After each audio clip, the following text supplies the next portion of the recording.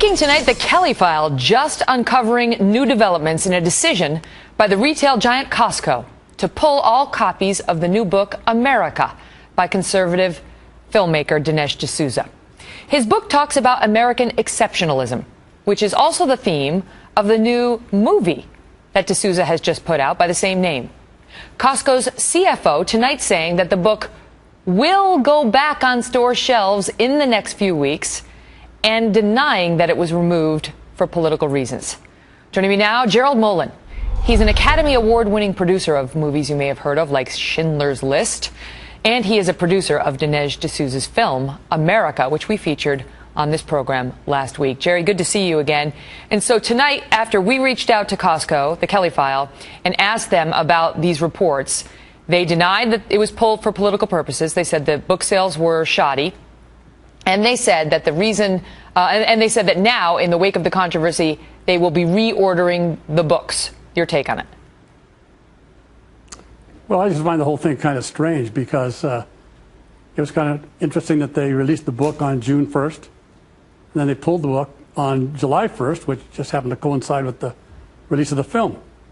And it would have been nice if they had given it a week or 2 weeks to see how it did, and we're finding out right now that it's on track to be a bestseller. It's at the top of Amazon's bestseller list right now. It is #1 on Amazon.com at the moment, but apparently those sales were not convincing to Costco, or at least they weren't willing to see how the book did once a huge movie was released by the same title. I mean, do you smell a rat here or what? Well, yeah, it smells a little bit like smoke.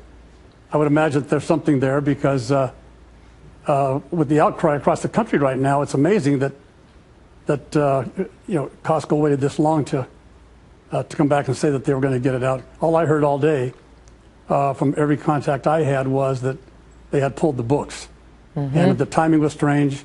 I didn't like it, and I thought it was kind of strange that it happened that way. The movie, the viewers should know, those who haven't seen the film yet or seen the clips that we played last week, is it takes on the ideas about America that some on the left, in particular the far left, have.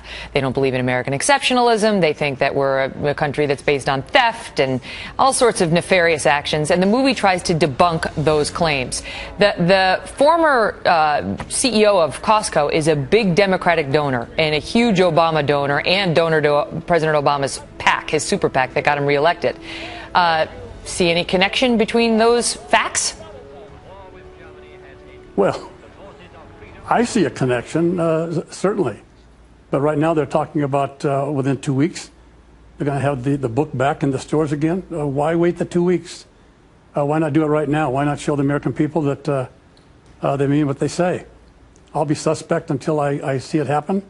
And even then, I'll always be a little suspect of why they did this in the first place. And, Hillary Clinton, her book is still there, which had disappointing sales, but she did still wind up on the bestsellers list. However, let me challenge you with this. Dr. Ben Carson, his book, now he's on the Costco board, but his book stayed in Costco, and he's a controversial figure for some on the left as well.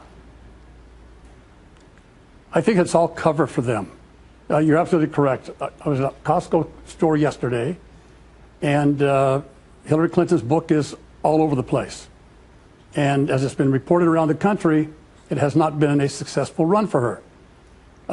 So I found it a little bit strange that when I looked around for Dinesh's book, that it wasn't there.